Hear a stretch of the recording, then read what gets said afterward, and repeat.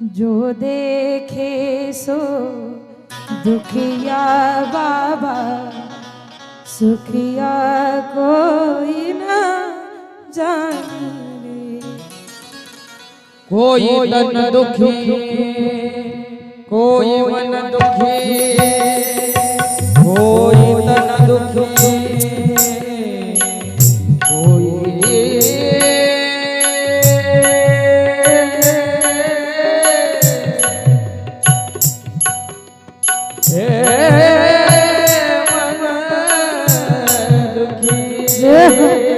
सर्वांनी टाळी. वैष्णवांचे हे वचन. राजा दुखिया प्रजा दुखिया, दुखिया जंगम जोगी जोगी।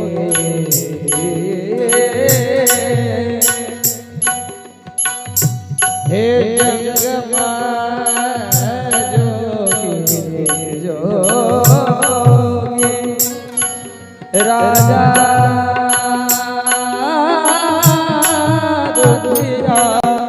प्रजा दुखिया दुखिया जंगम जोगी। थोड़े थोड़े सब दुखी, सुखी राम के दास। ओ देखे सो दुखिया बाबा, सुखिया कोई नहीं देखे सो दुखिया बाबा, सुखिया कोई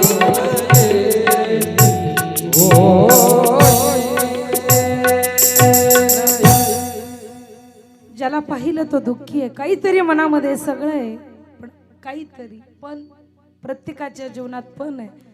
जगी सुखी असा कोण आहे, विचारे मनात शोधून पाही.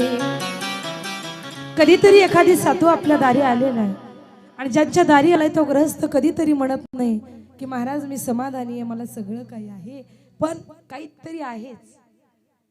आणि अशा प्रकारे संध्येला ज्यावेळेस संध्या चंद्रभागा पर्वतावरती गेली, जेथून चंद्रभागा नदीचा उगम आहे, आणि ती चंद्रभागा पर्वतावरती गेली. संध्येचे मनोगजन ज्ञानयोगी वसिष्ठ त्या ठिकाणी आले, आणि ज्यावेळेस वसिष्ठ मुनी तेजस्वी ब्राह्मणाचं रूप घेऊन आले, संध्येला अनुग्रह करून ते सांगू लागले की शांतपणे राहून मौन धारण करून तो भगवान सदाशिवाच्या पार्थिव लिंगाचे पूजन करून भगवान सदाशिवांची तपश्चर्या कर, कारण मौनामध्ये आत्यंतिक ताकद. ती संध्या, त्या संध्येला वसिष्ठ मुनी एका साधूचं ब्राह्मणाचं रूप घेऊन ज्यावेळेस आले, त्यावेळेस म्हणू लागले, संध्या तुझ्यासारखी एवढी सुंदर मुलगी आणि अशा घनघोर आज्ञामध्ये या पर्वतावरती नको तपश्चर्या. तेव्हा ती सांगते, कृपया करून आपण आम्हाला तपश्चर्याचा मार्ग सांगावा, मी केलेल्या संकल्पामध्ये आपण विकल्प टाकू नये. आणि म्हणून संकल्प असा करावा की त्यामध्ये विकल्प जरी आला तरी त्या विकल्पाला सावरून त्या संकल्पाकडे जाण्याची प्रत्येकाची हिंमत असली पाहिजे. आणि ही संध्या पूजन करू लागले. अशी 4 युग गेली, आणि तिच्या या सुंदर अशा तपश्चर्येला पाहण्याकरता सर्व देव देवता तिचं दर्शन घेण्यासाठी येऊ लागले. तो दिवस उजडला. भगवान सदाशिव तिला प्रसन्न झाले. भगवान सदाशिवांना डोळ्यासमोर पाहून सदाशिवांची काय म्हणून मी स्तुती करू, कारण मौन धरून ती तपश्चर्या करत होती. एक शब्द तिच्या तोंडातून निघत नव्हता.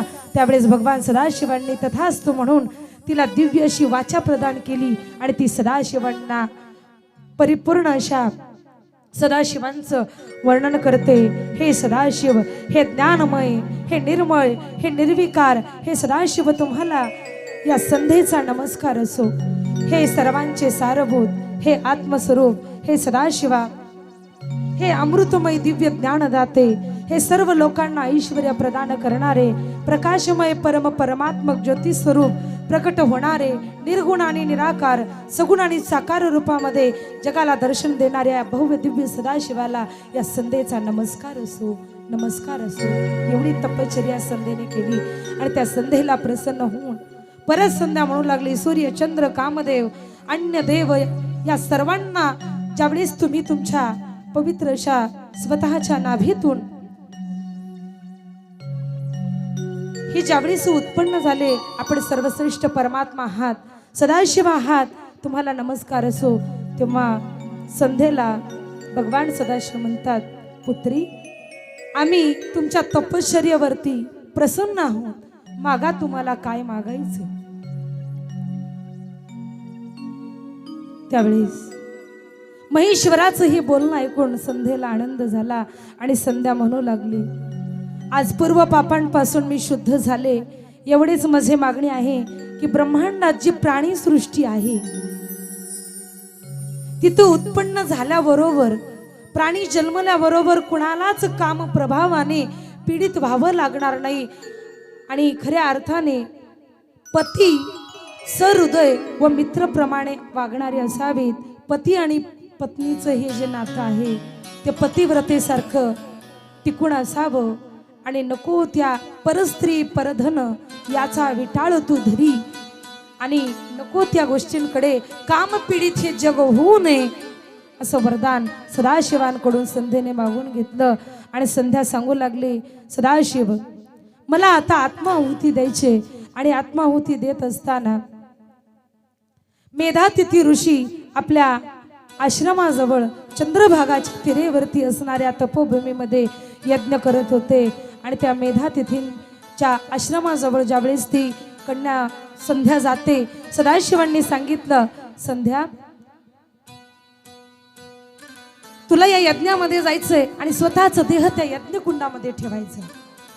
सतीचं चरित्र सुद्धा असंच आहे, स्वतःचा देह त्या यज्ञकुंडामध्ये ठेवायचा आहे आणि यज्ञकुंडामध्ये ठेवल्यानंतर तुला भव्य दिव्य असा देह पुन्हा एकदा तुझा जन्म होईल आणि मेधातिथींची कन्या म्हणून तू जन्माला येशील आणि तू सती परमपावन होशील. तुझं चरित्र ऐकल्यानंतर कथेला ऐकणाऱ्या सर्व स्त्रियांना सुद्धा पतिव्रतेची पुण्याई लाभेल असं सांगून भगवान सदाशिव संध्येने डोळे झाकून वसिष्ठ मुनींनाच पुढच्या जन्मामध्ये यांचा आणि माझा विवाह असं म्हणून स्वतः आपल्या मनामध्ये त्यांनाच आपले पती म्हणून मेधातिथींच्या यज्ञामध्ये ती स्वतःचा देह ठेवते.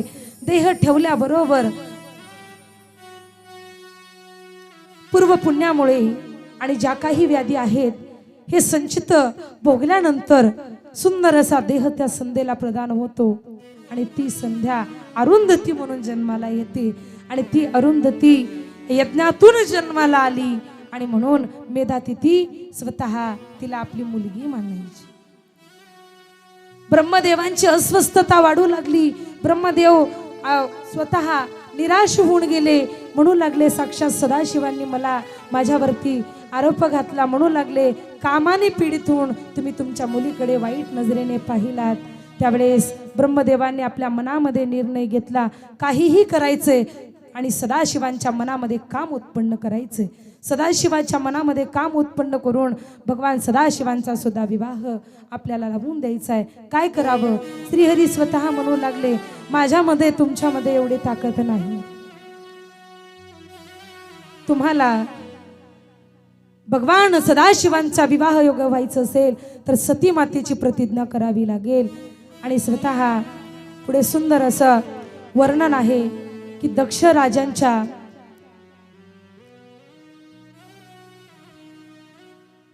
दक्ष राजासारखे, अत्रीसारखे, पुलस्सारखे अनादी अशा मानसपुत्रांना ही ब्रह्मदेवाची सृष्टी ज्यांनी दाखवलेली आहे जन्माला घातलं. आणि या दक्षाच्या पोटी सती जन्माला येईल आणि सतीसोबत भगवान सदाशिवांचा विवाह होईल असं सांगितल्यानंतर भगवान ब्रह्मदेव श्रीहरींना वंदन करू लागले. काहीही करा, एक 10 मिनिट आपल्याला भजन करायचे. सर्वांनी तुम्ही जागेवर उभा टाकून सुद्धा भजन करू शकता.